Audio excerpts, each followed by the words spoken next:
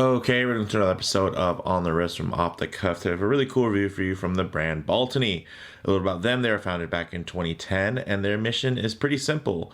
They want to redesign classic, iconic timepieces using the latest watchmaking technology.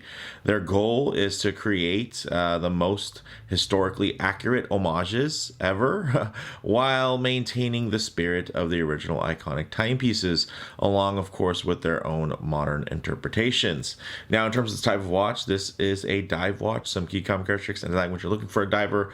Of course, you're going to want water resistance with some type of screw down crown. You want something that's tough, legible, with a dive time bezel, and if on bracelet, a diver's extension is always pretty nice. This is their bronze dive watch, a B3016, and it's a vintage inspired bronze diver with I'd call it probably a bit of a blend between the Oris Diver 65 bronze and the Tudor Black Bay bronze in terms of just the general overall aesthetic. It doesn't really pull too dramatically from either of those, but in terms of the size, the scale, and probably the mission statement and kind of wear use case, I think that's where this would be most closely comparable.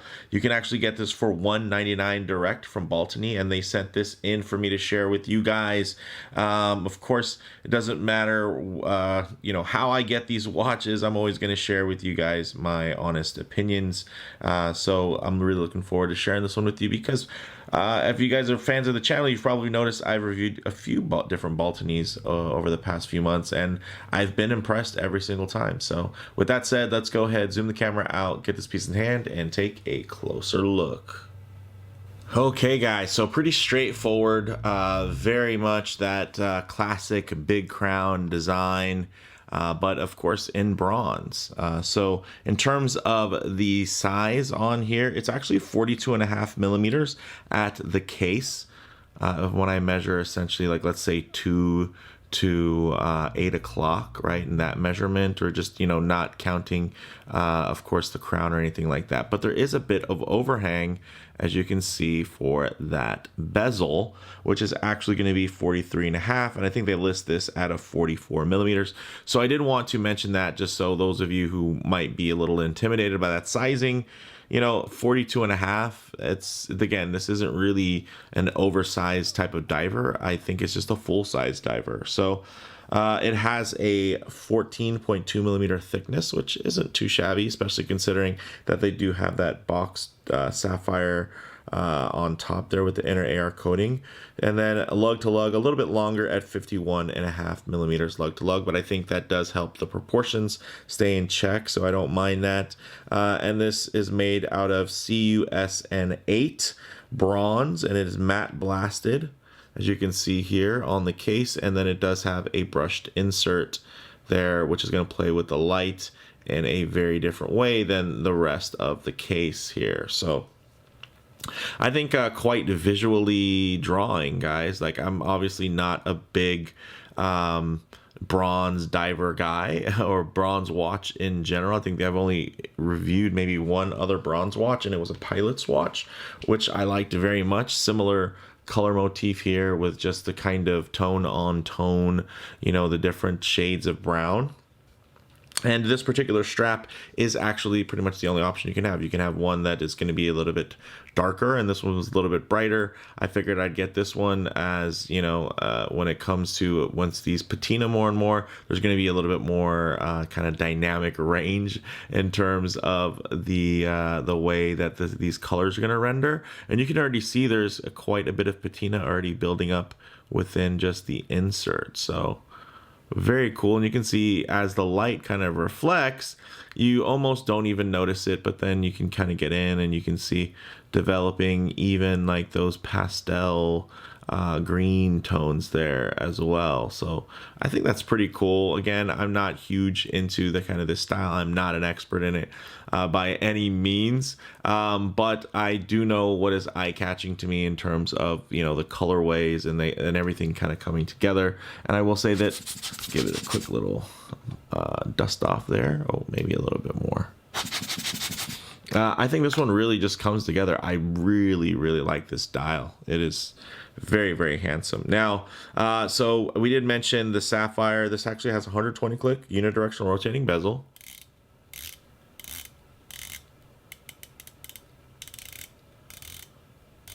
Pretty nice action considering. Did I already say this is $199, guys? Yeah, under 200 bucks. I mean, barely under. So let's just say 200. Full bronze, mechanical, with a dial that looks that good. I mean, that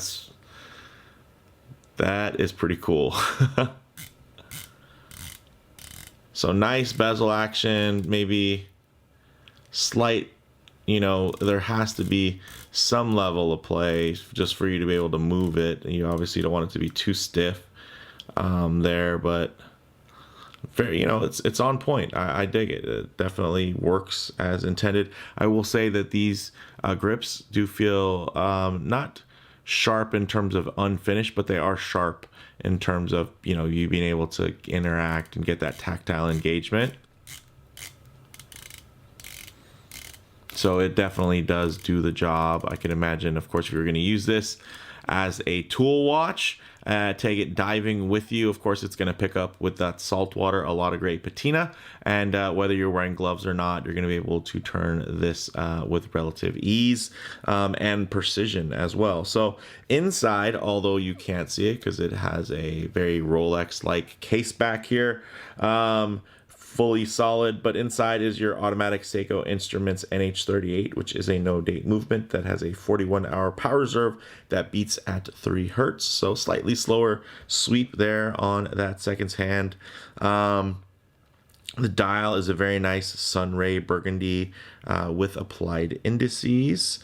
A polished handset, of course, as well, that is lumed, and they are using Swiss Superluminova old radium, I believe, because it does have just a slight touch of warmth to it. Not quite as dark as some that you've seen, almost, I'd say somewhere between that and C3, or it's just slightly, you know, just not pure white. So very nice without being overpowering, which I can absolutely appreciate. It has a 22 millimeter lug width, again, in terms of keeping within those proportions.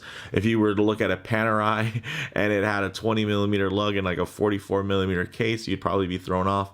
So giving this a 20 millimeter lug width would have thrown it off. I think the 22 definitely gives it a very handsome and balanced aesthetic there in terms of just the broad strokes and general silhouette. It comes on this brown leather strap, which is non-tapering, but nicely stitched. Comes with a matching bronze buckle here, fully milled, even down to the finger. Just feels very robust, very overbuilt. As you can see on the underside, still very clean and well done, very uniform in terms of that stitching. But with all that said, let's actually get this piece on the wrist and see how it wears. Okay guys, as you can see on my 7.5-inch wrist, this wears really well. Not quite oversized. It definitely gives me more of a full-size vibe, and that is even with the quite minimalist and very expansive dial. Of course, if I get my wrist a bit too close to the camera lens, you're going to suffer from some perspective distortion, and it's going to appear much larger on the wrist than it really is.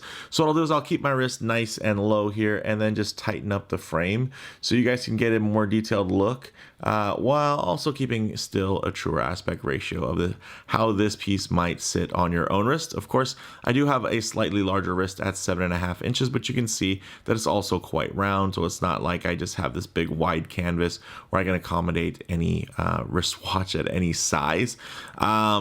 I don't mind a full-size watch. Some watches are meant to be large, and I think this is that case here. This really, I think, benefits from the larger scale in terms of that visual impact and just the general, you know, very clean aesthetic. But then of course, once you start getting into patina, when you start looking at this strap and you know, the wear that's on it, you know, you're gonna want that to kind of have a bit of breathing room in terms of a canvas. You don't want to shrink that down too small. So I really dig this one here.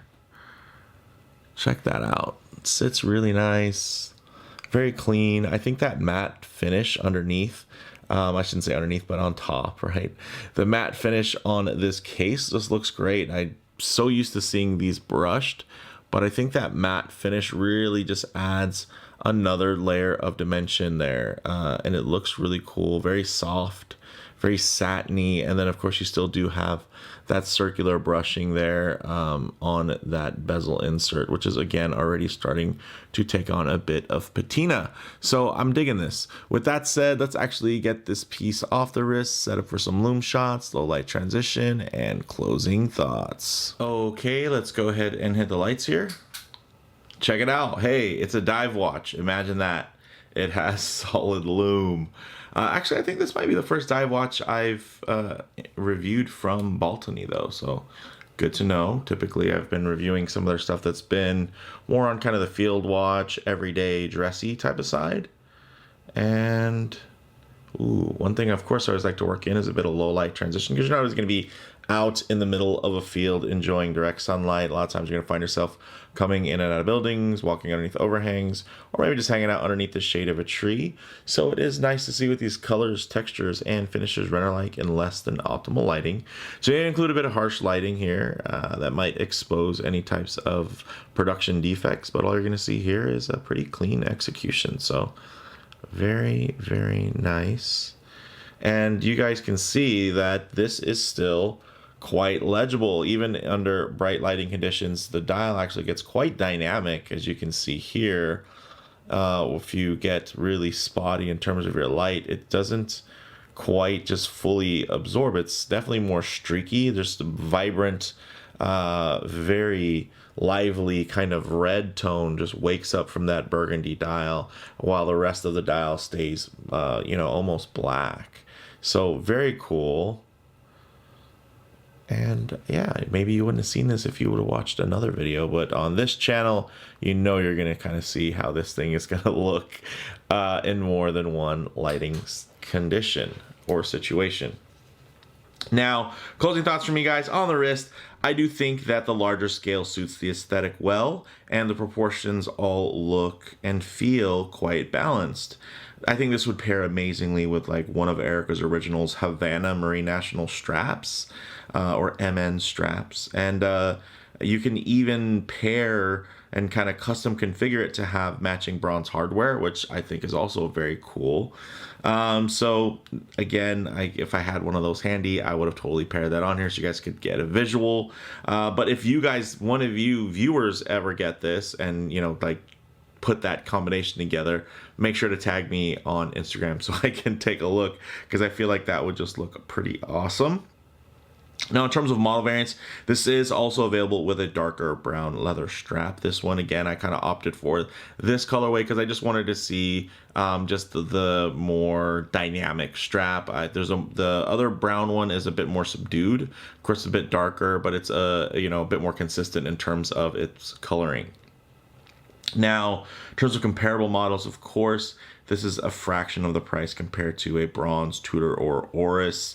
But, with, I think, still quite a handsome aesthetic, especially that dial. I mean, this is clean. That's one of the things that Baltany is really good at. Good, bad, or indifferent. When they decide to kind of take a design, they definitely keep what works. They're not out trying to, subvert anyone's expectations. This looks like a clean, big crown diver. It looks beautiful in terms of the way the colors are situated, with the gilt accents and everything. It just looks really, really good. So for me, guys, bottom line, at right around $200, the value proposition is clear. And with the money you save, you'll be able to buy a few different strap options, especially if you do find, let's say, the OEM strap a bit too thick, with its non-tapering style. That might not be your jam, or you might be looking for something specifically like this, something that feels a bit chunky, feels a bit old school, kind of a hint of kind of just those nostalgic ideas of the big kind of bronze helmets and everything from the early days of diving. So I don't know. There's something that is very, very eye-catching to me here, and it's the nice thing is the colorways, the design aesthetic. It's all very cohesive, and it comes together in a really nice way for not a lot of money. So yeah, you know, hey, Baltany, they just keep doing good things, and I'm definitely always happy to see what they're gonna do next. So with that said, let me know what you guys think in the comments below. If you like the video, please do a like, and if you haven't already, please do subscribe for more content just like this. Thanks, guys.